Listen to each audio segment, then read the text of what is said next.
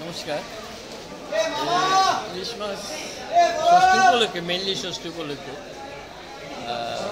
যদিও আমদানি আছে কিছু, আর কিছু পারিপার্শ্বিক অবস্থা লেগে দুই যশের যে কিছু একটা মাঝে একটা গন্ডগোল চলছে। আমরা আশা করি ভবিষ্যতে ঠিক হয়ে যাবো যা সমস্যা চলছে। আর